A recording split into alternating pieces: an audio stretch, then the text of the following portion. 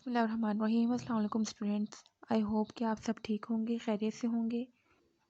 So students, previous lecture में हमने जो टॉपिक कवर किया था वो था प्रोटीन्स, और आज हम यूनिट 13 बायोकेमिस्ट्री का जो टॉपिक करेंगे वो है TY13.2 and exercise short question number 9, 10 and 6।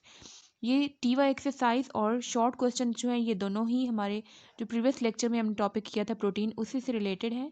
सो आज हम ये करेंगे। सबसे पहले हम एक्सरसाइज शॉर्ट क्वेश्चंस देख लेते हैं जो कि आपके बुक के पेज नंबर 116 पे है। So take out your textbook and open page number 116. Short question number 6. Where are the proteins found? Proteins कहाँ पाए जाते हैं? इसका आंसर आपकी बुक के पेज नंबर 105 पे है। बिल्कुल फर्स्ट पैराग्राफ, ये 4 लाइन्स में इसका आंसर है। इसकी आप हेडिंग देंगे अक्रेंस की। Proteins are present in all living organisms. Proteins तमाम लिविंग ऑर्गेनिजम्स में पाए जाते हैं। दे बिकॉज हम प्रोटीन को बायोमोलिक्यूल कहते हैं। बायोमोलिक्यूल उन मोलिक्यूल्स को कहा जाता है जो कि लिविंग ऑर्गेनिजम्स में एग्जिस्ट करते हैं। Proteins are present in all living organisms and they make up bulk of the non bony structure of the animal bodies. Non bony structure जो होता है जैसे कि मसल्स वगैरह हमारे, एक्सेप्ट बोन्स, जो बॉडी का जो पार्ट होता है रिमेनिंग, वो ज़्यादातर जो होती है उसकी फॉर्मेशन प्रोटीन से होती है। They are major component of all cells and tissues of animals. Animal cells and tissues का ये मेजर कंपोनेंट है। जैसे कि अगर हम सेल मेम्ब्रेन की भी बात करते हैं तो सेल मेम्ब्रेन में हमने पढ़ा था कि it is made up of proteins. Lipid bilayer model में भी आपने पढ़ा होगा कि lipid cell membrane lipid bilayer होता है, 2 लेयर्स होती हैं लिपिड की, और उसमें प्रोटीन्स मॉलिक्यूल्स एम्बेडेड होते हैं। इसी तरह की से सेल के अंदर जो डिफरेंट ऑर्गेनलीज प्रेजेंट होते हैं, हर एक ऑर्गेनली की एक मेम्ब्रेन होती है, बाउंड्री होती है। उन मेम्ब्रेन्स में भी ये प्रोटीन्स प्रेजेंट होती हैं। तो एक सेल का जो सबसे बाहरी लेयर है सेल मेम्ब्रेन, उसमें भी प्रोटीन्स हैं। देन सेल के अंदर ऑर्गेनलीज की जो मेम्ब्रेन्स हैं उनमें भी प्रोटीन्स हैं। और इस तरह से हमारी पूरी बॉडी में ट्रिलियंस ऑफ सेल्स प्रेजेंट है। तो हर एक सेल में अगर हम देखें तो इस तरह से overall bulk of protein present होता है within a living organism.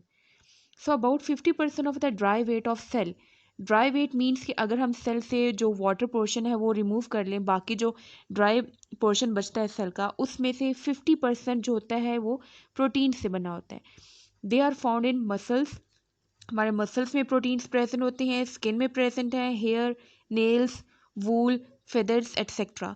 तो आपने शॉर्ट क्वेश्चन नंबर 6 के आंसर में ये फर्स्ट पैराग्राफ जो 105 पे है ये आपने लिखना है, 4 लाइन्स, और इसकी हेडिंग आएगी अक्रेंस की। The next question on page 116, that is short question number 9। The question is why are the 10 amino acids essential for अस।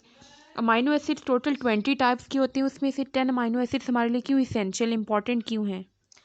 इसकी रीज़न है आपके पास कि 10 out of 20 amino acids are essential for us because they cannot be synthesized by our bodies.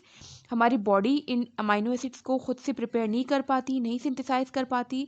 That's why they are required by our bodies. हमारी bodies को इनकी requirement भी होती है क्योंकि ये अमाइनो एसिड्स चाहिए होते हैं डिफरेंट प्रोटीन्स बनाने के लिए। They must be supplied through diet. Diet के थ्रू, जो हम फूड इनटेक करते हैं उसके थ्रू ये बॉडी को सप्लाई किए जाते हैं। क्योंकि ये हमारे लिए रिक्वायर्ड होते हैं, इंपॉर्टेंट होते हैं, बॉडी भी नहीं सिंथेसाइज कर पाती, तो इसलिए हम इनको इसेंशियल अमाइनो एसिड्स कहते हैं। नॉन इसेंशियल अमाइनो एसिड्स भी हमारी बॉडी के लिए रिक्वायर्ड होते हैं, इंपॉर्टेंट होते हैं, लेकिन सिर्फ दोनों टर्म्स को डिफ्रेंशिएट करने के लिए नॉन इसेंशियल और इसेंशियल का नाम दे दिया गया है कि जो बॉडी सिंथेसाइज कर पाए वो हमें बाहर से लेने की ज़रूरत नहीं पड़ती, तो इसलिए उनको नॉन इसेंशियल कहा गया है। ऑल दो वो भी इंपॉर्टेंट होते हैं हमारी बॉडी के लिए, और रिमेनिंग जो 10 जो हमारी बॉडी सिंथेसाइज नहीं कर पाती, हमें बाहर से लेने की ज़रूरत पड़ती है, तो उनको इसेंशियल अमाइनो एसिड्स का नाम दिया गया है। The short question number 10, how are proteins formed. Proteins कैसे बनते हैं? आंसर में सबसे पहले तो आप बताएंगे प्रोटीन्स होते क्या हैं। Proteins are highly complicated nitrogenous compounds made up of amino acids. Highly complicated structure होते हैं, सिंपल स्ट्रक्चर्स नहीं होते हैं इनके। ये सिंपल कंपाउंड्स नहीं है, कॉम्प्लिकेटेड कंपाउंड्स है, और जो मेजर एलिमेंट इसमें प्रेजेंट होता है नाइट्रोजन एलिमेंट, ये नाइट्रोजनस कंपाउंड्स इनको कहा जाता है। और प्रोटीन्स बनते अमाइनो एसिड से हैं। मीन्स के जो इनका बिल्डिंग ब्लॉक है, जैसे कि पूरी बिल्डिंग जब बनानी होती है तो उसके लिए हम ब्रिक्स का इस्तेमाल करते हैं, तो ब्रिक्स पूरी बिल्डिंग के बिल्डिंग ब्लॉक्स होते हैं। इसी तरह से प्रोटीन्स लार्ज मॉलिक्यूल्स हैं, मैक्रो मॉलिक्यूल्स, और इनको बनाने के लिए हम अमाइनो एसिड्स का इस्तेमाल करते हैं। अमाइनो एसिड जो है वो प्रोटीन्स के बिल्डिंग ब्लॉक्स हैं।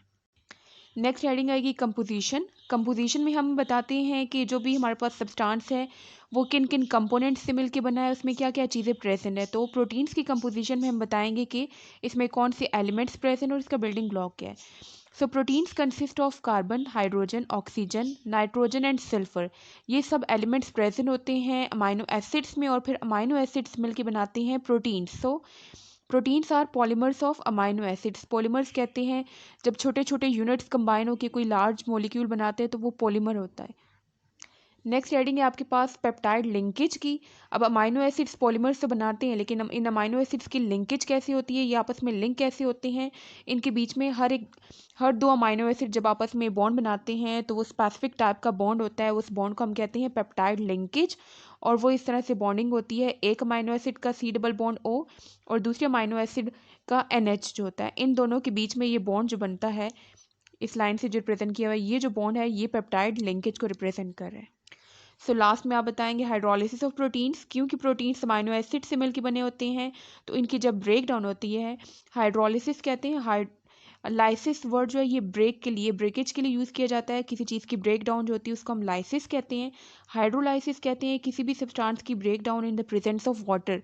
वाटर की मौजूदगी में जब किसी सब्सटेंस या किसी कंपाउंड की ब्रेक डाउन होती है उसको हम हाइड्रोलिसिस कहते हैं। सो हाइड्रोलिसिस अगर प्रोटीन्स की जाएगी, प्रोटीन्स की ब्रेक डाउन की जाए इन द प्रेजेंस ऑफ वाटर, तो प्रोटीन से वही कंपोनेंट्स निकलेंगे जिससे वो मिलके बना होता है। तो प्रोटीन्स क्योंकि अमाइनो एसिड से मिलके बने हैं इसलिए इसकी अगर हम ब्रेक डाउन भी करेंगे तो इसमें से अमाइनो एसिड्स ही रिलीज होंगे। So proteins have more than 10,000 amino acids and all proteins yield amino acids upon hydrolysis. Number 106, test yourself 13.2. Which elements are found in proteins? कौन से elements proteins में present होते हैं? So the answer is on page number 104. Proteins का जो topic है इसमें second line में लिखा हुआ है proteins consist of carbon, hydrogen, oxygen, nitrogen and sulphur.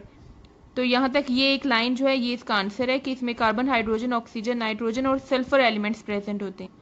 Question number 2, how amino acids are bonded with each other. Amino acids एक दूसरे के साथ किस तरह से बॉन्डेड होते हैं। सो इसका आंसर भी पेज नंबर 104 पे ही है। प्रोटीन्स वाला जो टॉपिक है इसकी थर्ड लाइन में है amino acids are linked with each other through peptide linkage. यहाँ तक इसका आंसर है, ये एक ही लाइन यहाँ से स्टार्ट हो रही है और यहाँ तक। Question number 3, give the general formula of amino acids and the answer is on page number 105।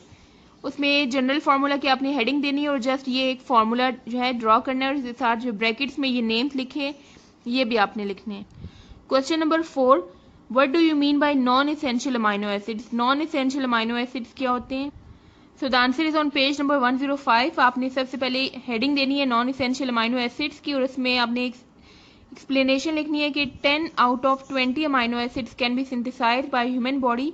These amino acids are called non essential amino acids. तो आपने यहाँ से लेके यहाँ तक ये 2 लाइन्स हैं, इसका आंसर है ये। So non essential amino acids वो होते हैं जो कि ये 10 होते हैं टोटल और ये हमारी बॉडी खुद सिंथेसाइज कर सकती है, तो इसलिए एक्सटर्नल सोर्स से ऑब्टेन करने की ज़रूरत नहीं होती, हमारी बॉडी खुद ही इसको सिंथेसाइज कर लेती है, इसलिए इनको हम non essential. Students, see you next time, till then अल्लाह हाफिज़।